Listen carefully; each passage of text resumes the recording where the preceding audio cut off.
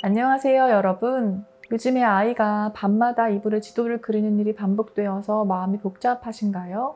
혹시 우리 아이가 다른 아이들보다 발달이 느린 건 아닌지, 학교나 학원에서 무슨 일이 생겨서 스트레스를 받고 있는 건 아닌지 걱정이 되기도 하실 거예요. 아이 스스로도 눈치를 좀 보게 되고, 이를 바라보는 부모님도 가끔 아이한테 왜 또 그랬어? 다그치고 나서 속상해지기도 하죠. 오늘은 이 영상을 통해서 우리 아이 야뇨증을 어떻게 바라봐야 될지, 우리 아이를 어떻게 도와줄 수 있는지 알려드리려고 합니다.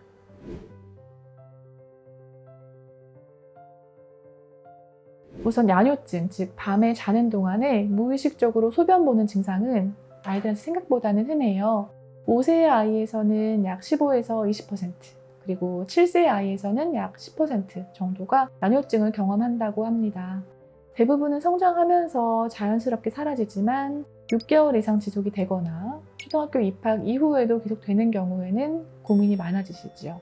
이럴 때는 아이의 방광 기능이나 또 자율신경계, 그리고 심리적인 스트레스도 함께 점검을 해봐야 됩니다. 야뇨증의 원인은 다양한데요.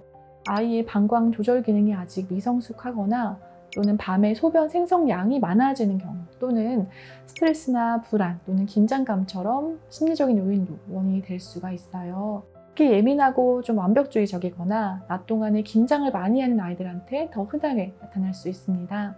무엇보다 중요한 건 이건 아이의 잘못은 아니라는 거예요. 아이도 본인이 스스로 통제할 수 없는 이 상황이 당황스럽고 부끄러울 거예요. 그러다 보니까 자기도 모르게 울거나 위축이 되기도 합니다. 그래서 부모님한테 당부드리고 싶은 가장 중요한 거는요, 이럴 때 왜 또 그랬어? 이렇게 하는 말보다는 괜찮아, 누구나 이런 시기가 있을 수도 있어, 이렇게 아이를 좀 안심시켜주고 위로해주는 것이 필요합니다. 야뇨증 때문에 혼내거나 또 친구나 가족 앞에서 창피를 주면 오히려 아이 자존감이 크게 다쳐요. 아이가 불안하거나 스트레스를 받으면 야뇨증이 더 심해질 수도 있으니까 아이의 감정을 잘 살펴주고 마음의 안정을 먼저 회복시켜주세요. 감정이 편해져야 방광 기능도 자연스럽게 안정이 될 수 있습니다. 그렇다면 아이와 함께 집에서 실천할 방법은 무엇이 있을까요? 먼저는 저녁 시간 이후에는 물이나 음료 섭취를 좀 줄여보는 것이 좋습니다. 잠들기 전에는 화장실에 또 다녀오게 하고요. 밤중에는 한 번쯤 부드럽게 아이를 깨워서 화장실을 다녀올 수 있게 도와주세요. 만약에 이불이나 잠옷이 젖었으면 조용히 치워주고 실수 자체에 대해서는 전혀 지적하지 마세요. 오히려 오늘은 잘 잤네 이런 날에는 일기나 달력에 체크를 하면서 작은 성공을 함께 기뻐해 주세요. 이런 사소한 변화들이 아이한테는 큰 안정감을 줄 수 있습니다. 만약 이런 실천에도 불구하고 야뇨증이 계속되거나 아이가 점점 위축되고 불안해지는 모습이 보인다면 전문가의 도움이 필요합니다.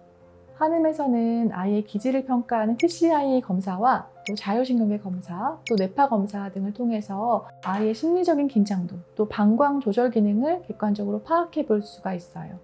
그리고 순한 한약을 통해서 방광 조절력을 길러주고 아프지 않은 스티커침, 그리고 뜸 치료를 통해서 자율신경계 균형을 맞춰주고, 또 상담과 놀이치료를 통해서 아이의 마음도 함께 돌보고 있어요.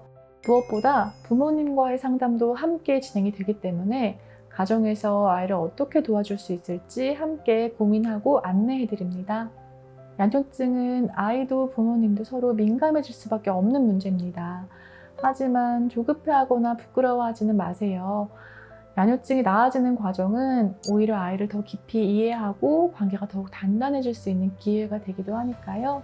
혹시 오늘도 이불 위에서 조용히 눈치 보는 아이를 바라보면서 마음이 복잡하셨다면 언제든지 저희 한음을 찾아주세요.